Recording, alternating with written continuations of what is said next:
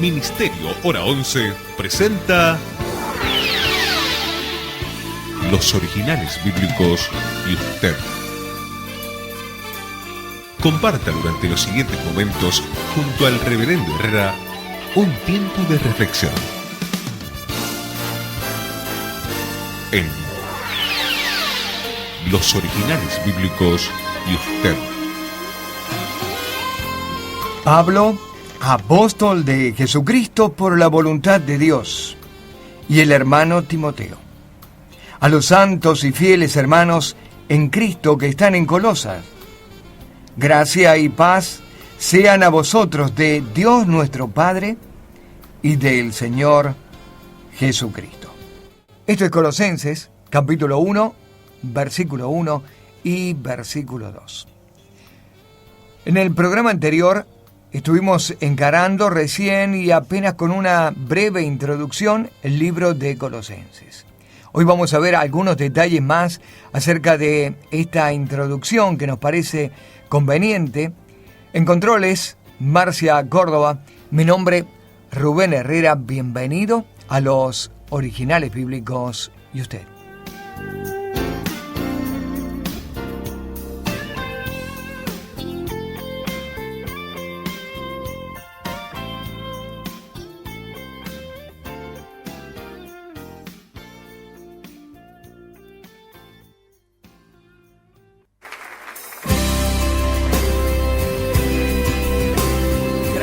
Agradecidos, Señor, en cada área de nuestra vida, en cada circunstancia de nuestra vida, Señor.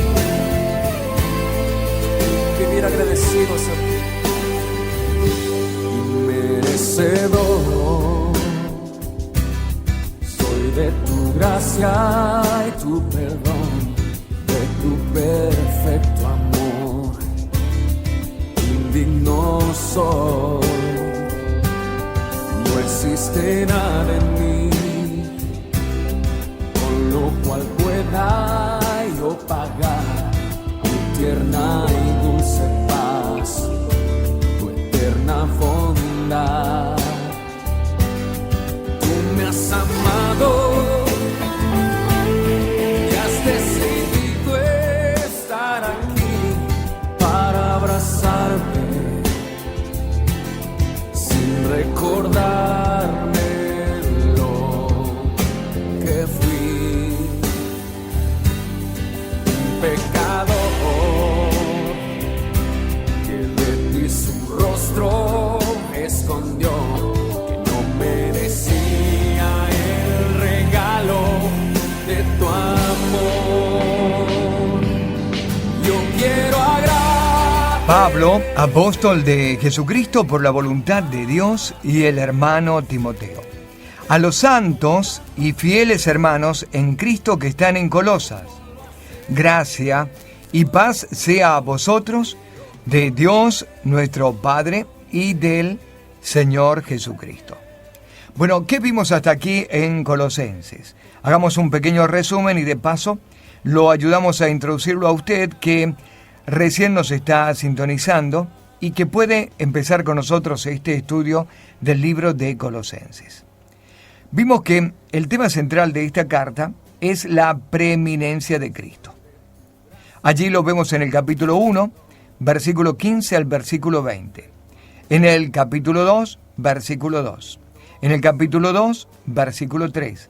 También en el versículo 9, en el versículo 18 y en el versículo 19. Nos figuramos una botella o un recipiente de vidrio con agua completamente cerrado que posee aire en su interior. Las burbujas van a subir hacia arriba siempre, independientemente de la posición en la que encontremos la botella, el frasco, el recipiente. Siempre el aire va a buscar estar en la parte superior. Esto por una cuestión de ley física, de gravedad y también de pesos de los elementos. El líquido es más pesado que el aire y por lo tanto siempre va a tender a estar abajo. Bueno, este ejemplo que dimos del frasco es para hablar gráficamente de lo que pasa en esta carta a los colosenses. No importa qué versículo usted encuentre, siempre va a encontrar que Cristo está arriba.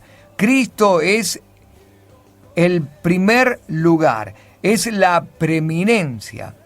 No importa en qué versículo usted se halle o qué enseñanza esté sacando, Cristo va a subir por encima de todo y se va a colocar como la cabeza del cuerpo, la cabeza de la iglesia, la cabeza de la creación, el propósito de Dios. Su Hijo está por encima de todo.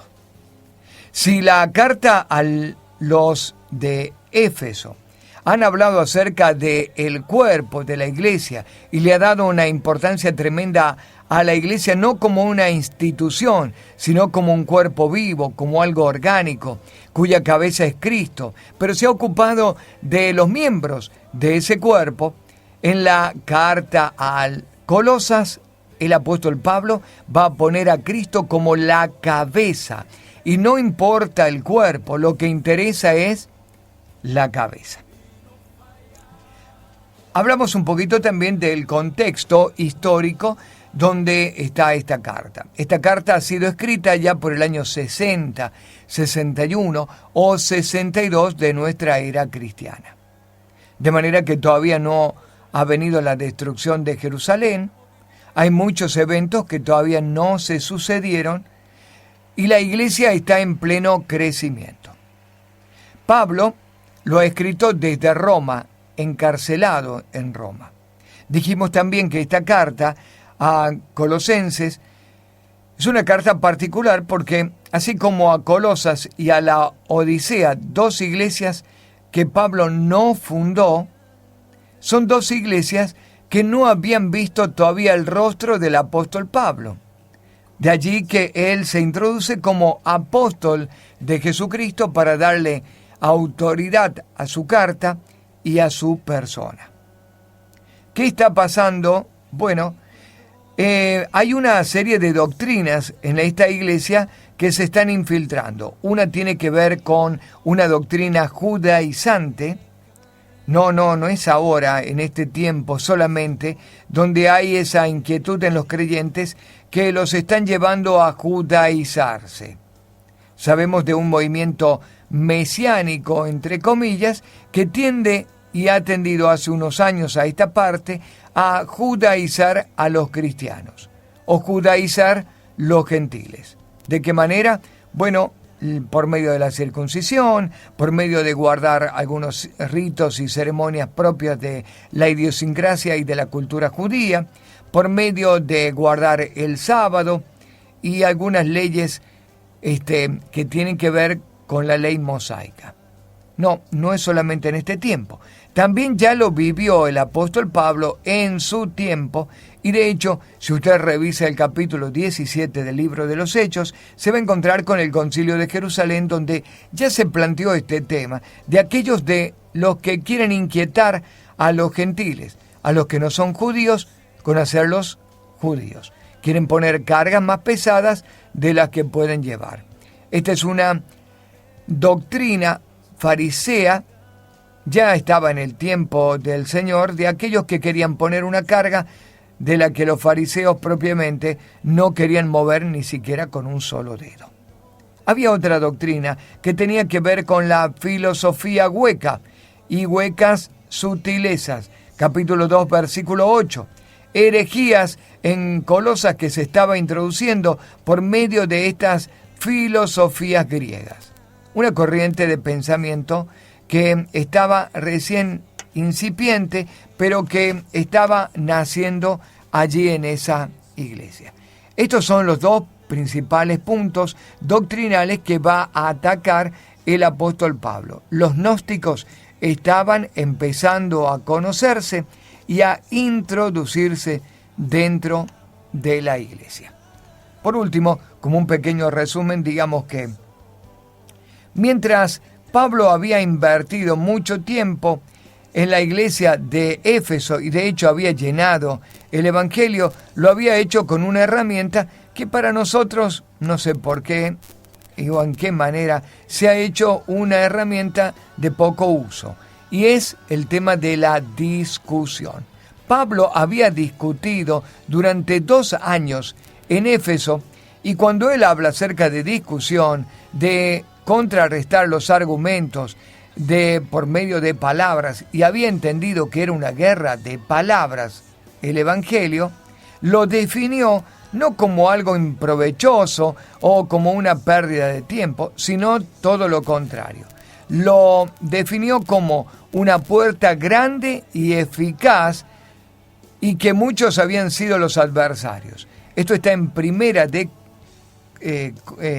Corintios, capítulo 16, versículo 8 y versículo 9.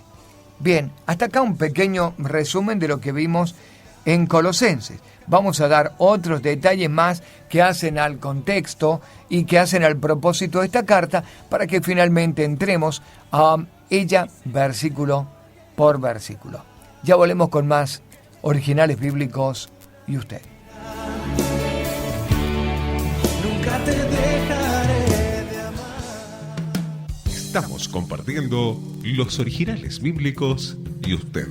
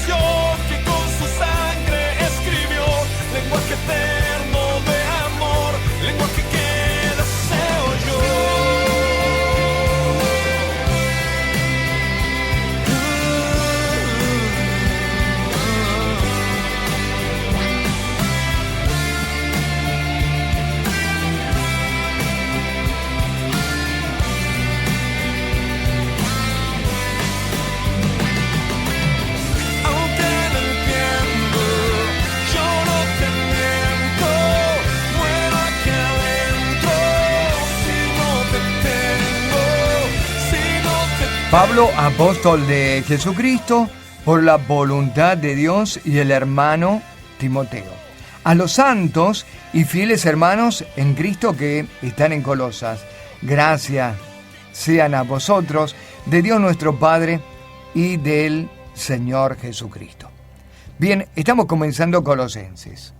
Y vamos a hablar un poquito más de gnosticismo, que para muchos es una palabra un tanto curiosa, extraña, y quizás nueva. Y los conceptos de los gnósticos no están muy presentes en algunos de nosotros, y es importante dar una vuelta a ese entorno, a ese contexto que abrazaba el apóstol Pablo para atender doctrinalmente a la iglesia en este problema tremendo de pensamiento.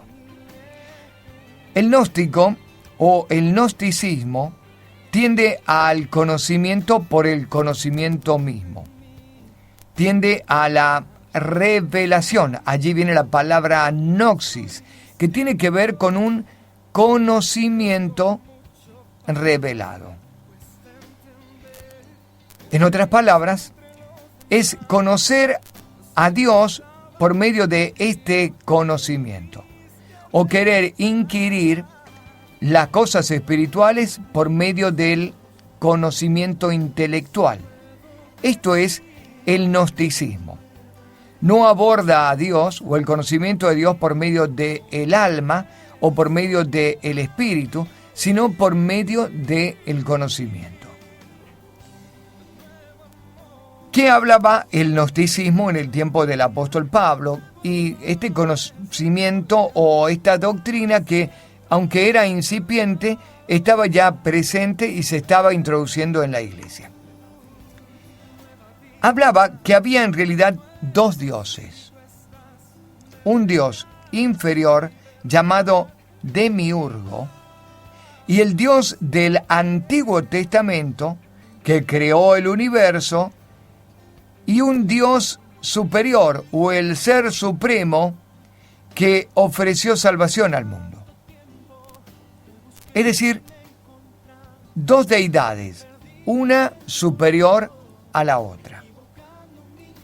Algunos decían que el Dios del Nuevo Testamento era en realidad el Ser Supremo, pero otros decían que aún el Dios del Nuevo Testamento era inferior al Ser Supremo. La literatura judaica que se había producido en los últimos 2 siglos antes de Cristo había enfatizado la absoluta majestad y la soberanía de Dios. Había hablado de un supremo, de un Dios supremo sobre el mundo, pero también hablaba acerca de la existencia de seres intermediarios entre el Ser Supremo y los hombres. Esta escritura judaica está enmarcada en lo que nosotros hemos denominado como el túnel del silencio. 400 años después de la última voz profética, estamos hablando del cierre del Antiguo Testamento, Esdras y Nehemías. Estamos hablando acerca de los últimos profetas como Zacarías y Malaquías. En este tiempo de oscuridad espiritual y de falta de revelación, se escribieron algunos libros, y estos libros fueron escritos por judíos. Su teología los ayudaba a ver al Dios Supremo, al Dios Yahweh, al Dios creador de todas las cosas. Pero también les había enseñado la presencia de otros seres superiores al hombre, pero no tan superiores como para superar a Dios. Como esta doctrina está en la iglesia o está en el conocimiento de los contemporáneos de Pablo, el gnosticismo se introdujo fácilmente, porque el gnosticismo griego o el conocimiento griego acerca de Dios hablaba de un Dios grande, superior a todo, pero de otros dioses inferiores o en un estado menor que el de Dios, pero superior a los hombres. Si usted va a la mitología griega, va a encontrar una cantidad de dioses que gobiernan sobre el mundo y sobre los hombres, pero que no son tan grandes como el Dios real o el Dios de todos los dioses. Semidioses. ¿Le suena esto? Dioses, hombres o dioses que vinieron a mezclarse con los hombres y que dieron hijos, que son semidioses. Bien. Cuando regresemos luego de la pausa, vamos a hablar de otro concepto de los gnósticos, porque los gnósticos introdujeron libros acerca de la creación, conceptos acerca de cómo en realidad fuimos creados. También introdujeron libros de otros evangelios, entre comillas, y también otras cartas o otras epístolas que se mezclaron con una cantidad de epístolas que ya estaban circulando en la iglesia, en la primera iglesia. Estos otros evangelios son los evangelios, por ejemplo, de Judas, los evangelios de María Magdalena, los evangelios o el otro evangelio de Jesús, etcétera, una cantidad de pseudoevangelios que estaban introduciendo herejías dentro de la iglesia.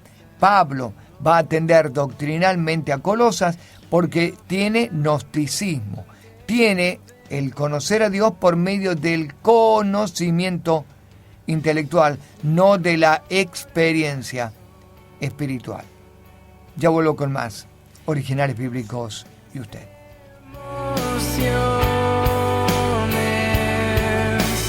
Estoy contigo, tienes mi devoción.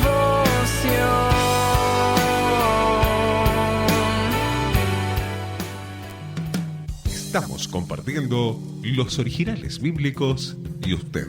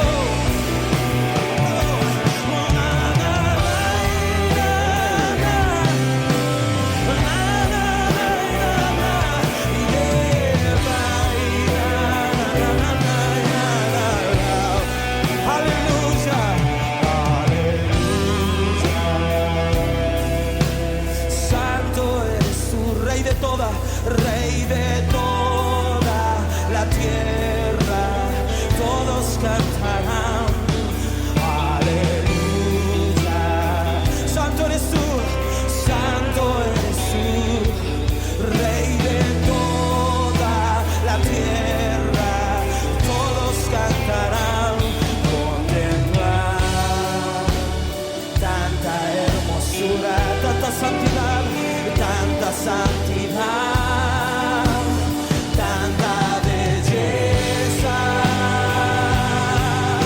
Declarar, solo tú eres santo, tú eres hermoso, no habrá nadie como tú. Contemplar, tanta hermosura, tanta santidad, tanta belleza. Declarar, solo tú eres santo, tú eres hermoso, no habrá nadie como tú.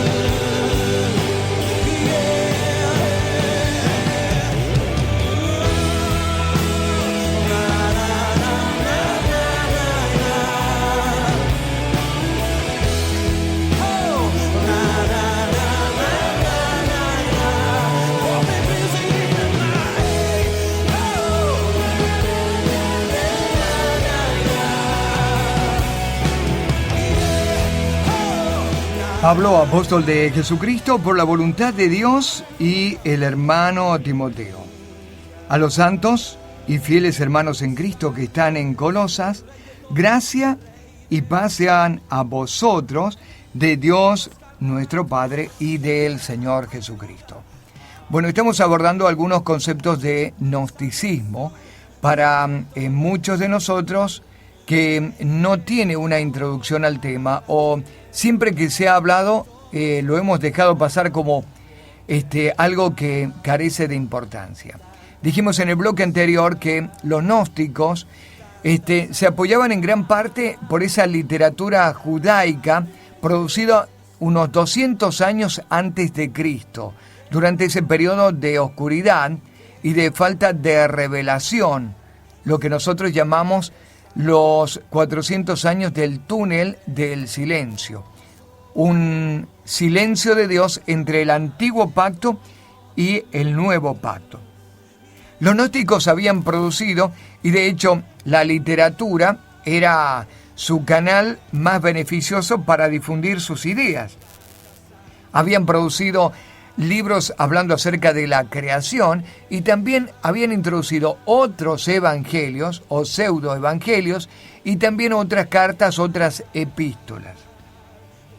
Para los gnósticos habían seres intermediarios o emanaciones que se llamaban los pleroma. Decían que Cristo era uno de estas emanaciones o pleromas, y que aunque fuera una de las más altas o la más alta, no era única, sino simplemente una emanación del Ser Supremo.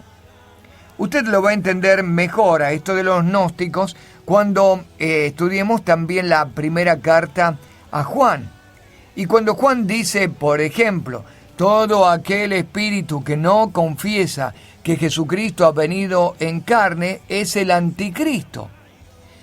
¿Qué está diciendo el apóstol Juan acá? Bueno, está hablando acerca de los gnósticos, que no creían que Cristo se hubiera encarnado, sino que había un espíritu de Cristo en Jesús de Nazaret, pero que no era el Cristo en realidad. Porque, y ya le voy a explicar por qué.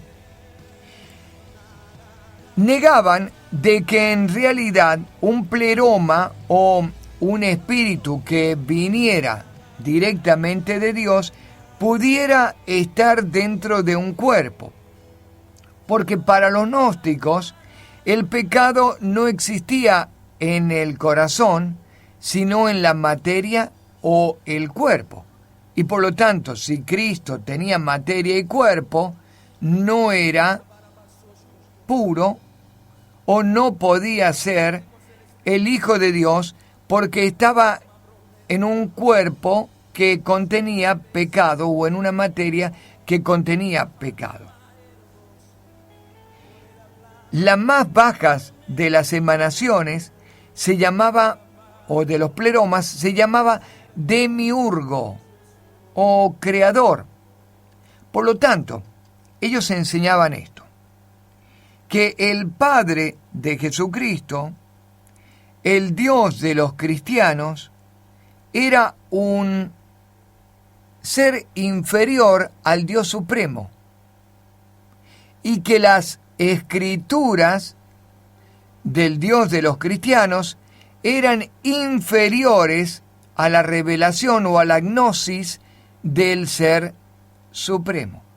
A ver, voy a tratar de interpretar esto y de explicárselo en forma sencilla. Para ellos el Creador o el Dios Padre del Señor Jesucristo, a quien el Señor lo había introducido como el Creador, no era el Dios Supremo. Era un Dios inferior. De este Dios inferior había venido Cristo. Pero era no Cristo en carne, sino Cristo en espíritu, que estaba con Jesucristo o que se manifestaba a partir de Jesucristo, pero sin contacto con la carne. Como Jesucristo era un pleroma manifestado en un cuerpo de carne y Jesús decía que Dios Padre era el creador de todas las cosas, y como el Dios creador era inferior, los cristianos en realidad tenían un Dios menor, con un Salvador o con un pleroma menor, que era uno de los tantos pleromas manifestados al mundo, pero que no era el único. Y ellos hablaban de un Dios superior o supremo y de un Dios inferior.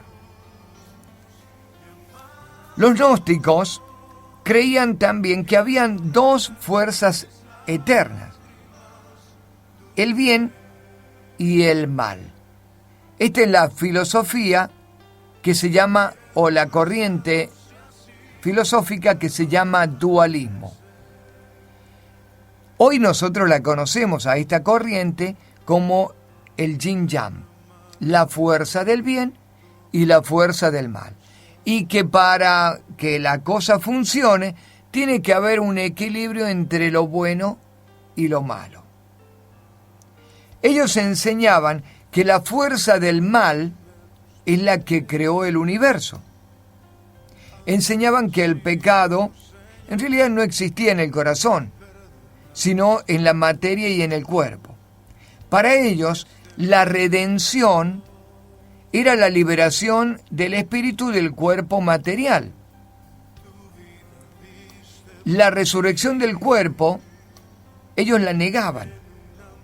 La salvación venía por medio del conocimiento impartido por el Redentor, es decir, por medio de la gnosis, no por medio de la impartición espiritual de Dios espiritual, espíritu del hombre, o reviviendo el espíritu del hombre, sino que la salvación venía por ser impartidos en el conocimiento intelectual.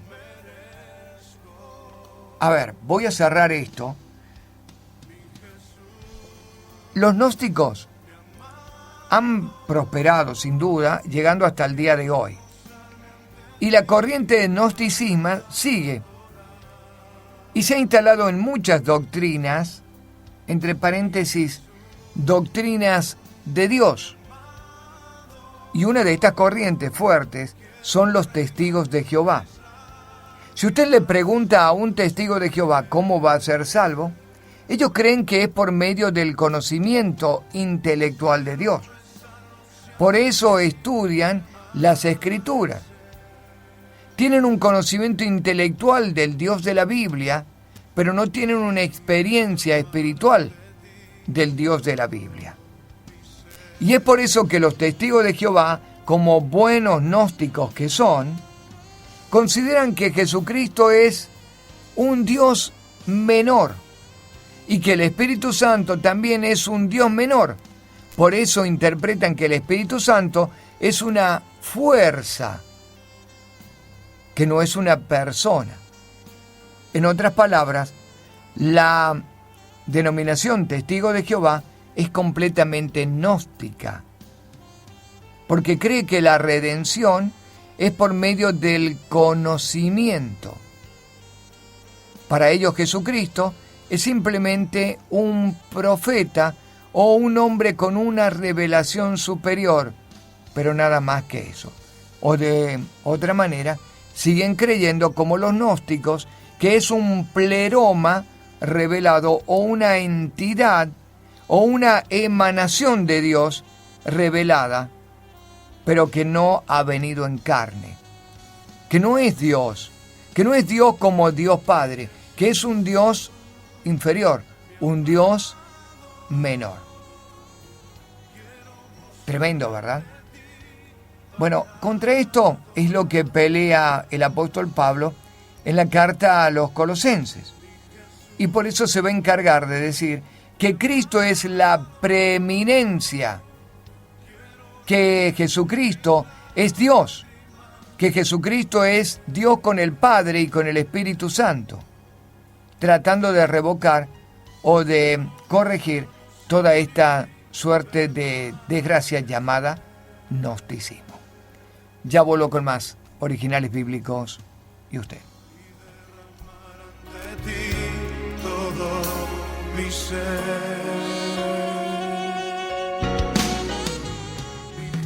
Estamos compartiendo los originales bíblicos y usted.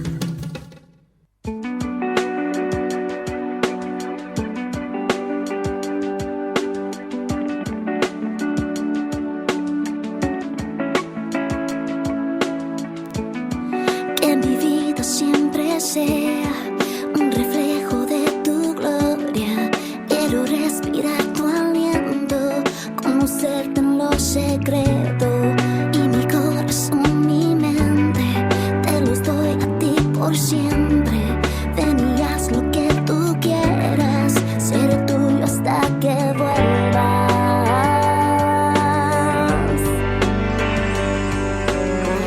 Fuego de Dios, quémame hoy, purifícame y lléname otra vez. Fuego de Dios, quémame hoy, purifícame y lléname otra vez.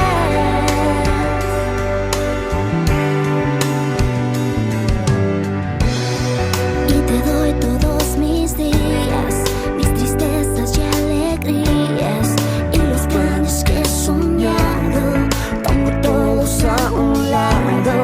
Que mi boca siempre hable lo que venga de tu parte, que tu luz sea mi guía, hoy te doy toda mi vida.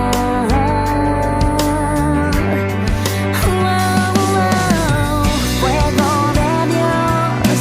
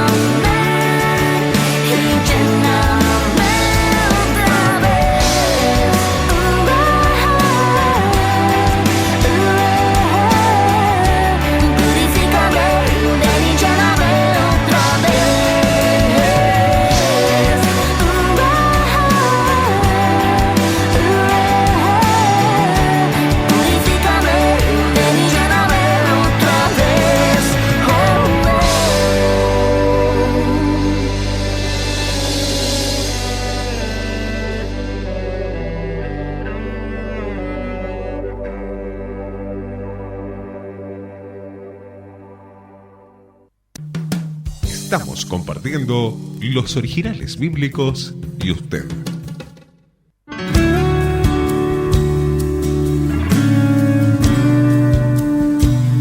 Pablo, apóstol de Jesucristo por la voluntad de Dios, y el hermano Timoteo, a los santos y fieles hermanos en Cristo que están en Colosas.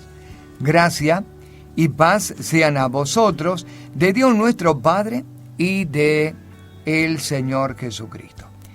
Estamos en Colosenses, capítulo 1, versículo 1 y versículo 2. En verdad, el propósito de la carta tiende a atender a aquellos que pretendían judaizar a los gentiles y a aquellos que introducían corrientes filosóficas del gnosticismo, corrientes y filosofías huecas, como lo definió el apóstol Pablo en el capítulo 2. Y estamos viendo qué creían los gnósticos. Bien, los gnósticos también creían en esto. A ver, si había un redentor, decían ellos, no podía tener un verdadero cuerpo. Hemos mencionado ya 1 de Juan, capítulo 4, versículo 1 al versículo 3. Ellos decían que el Verbo fue hecho carne, como lo presentó Juan en el capítulo 1, tenía que ser explicado para que significara otra cosa. Esto fue hecho de distintas maneras.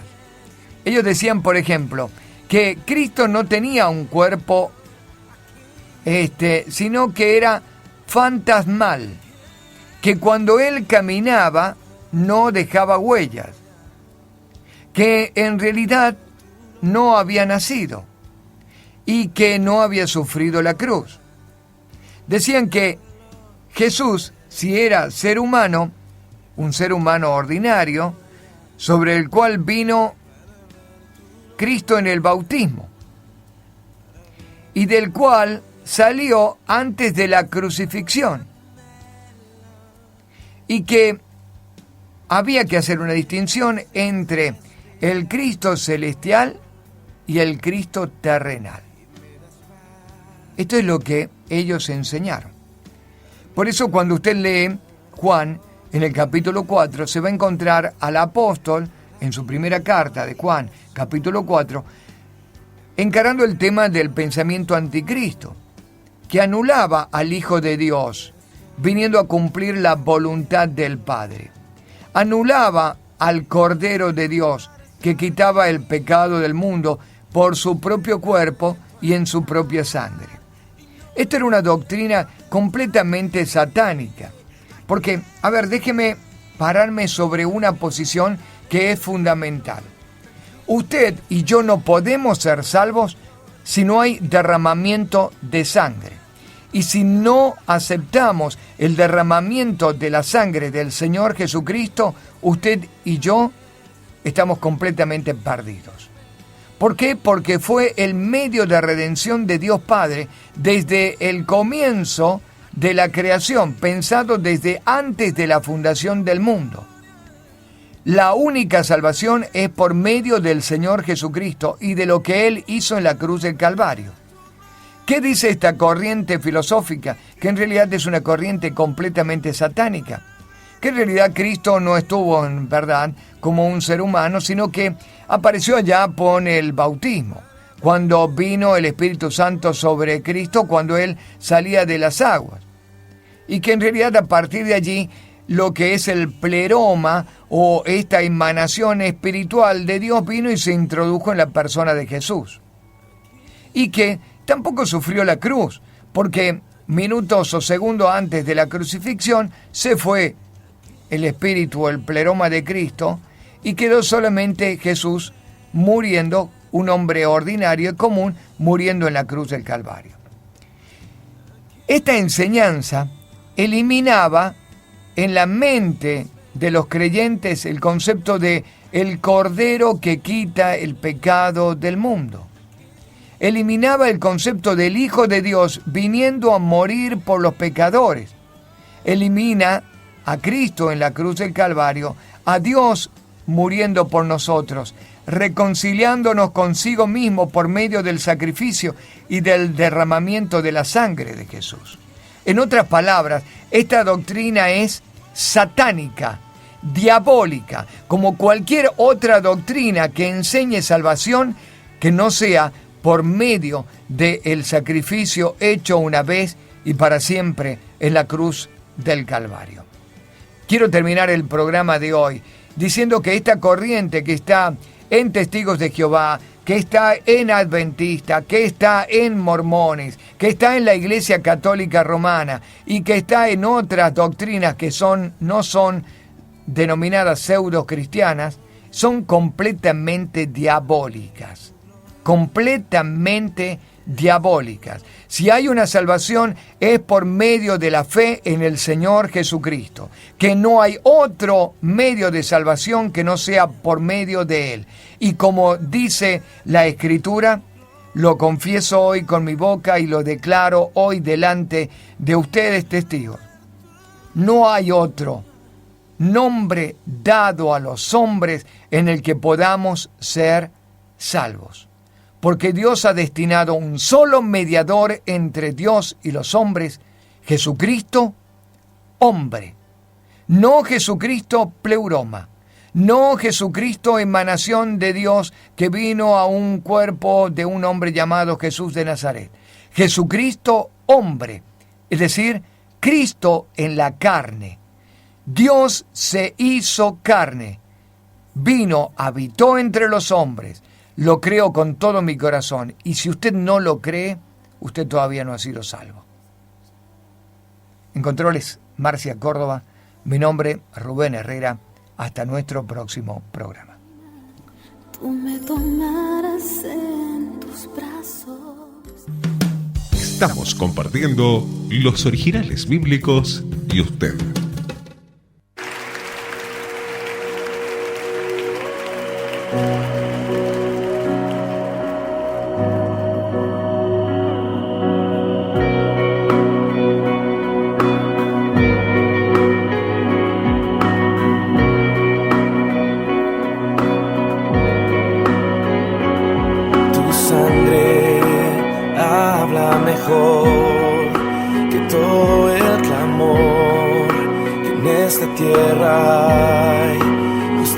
Para mí, sé para mi favor, Jesús, tu sangre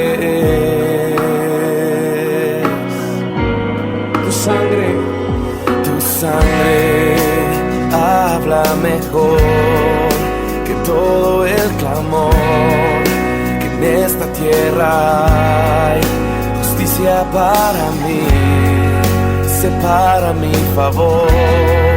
Jesús, tu sangre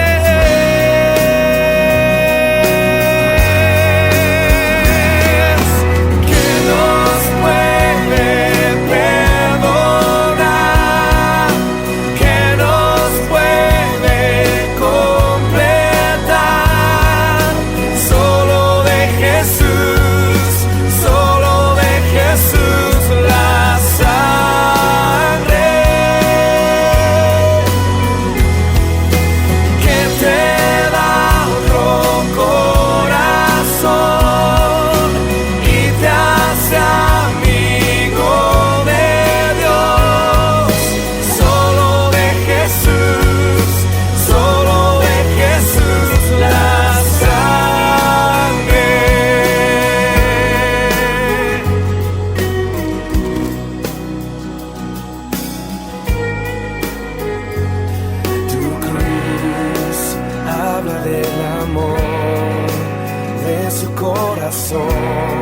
Un camino nos abrió, me acerco con valor, sin confianza terrenal. Jesús, tu sangre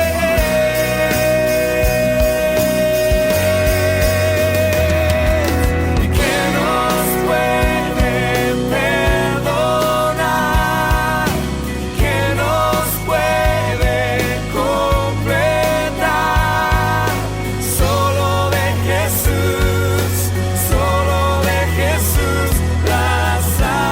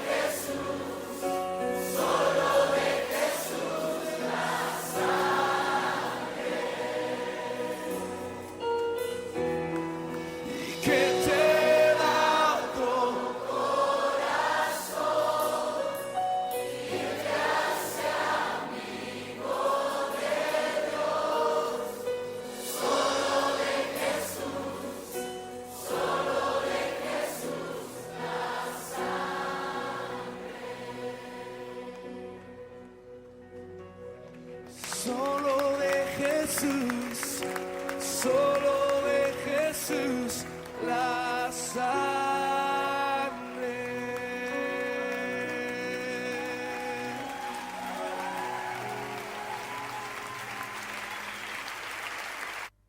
Ministerio Hora 11 presentó Los Originales Bíblicos y usted. Nos encontraremos en nuestra próxima emisión, siempre por esta emisora. Muchas gracias.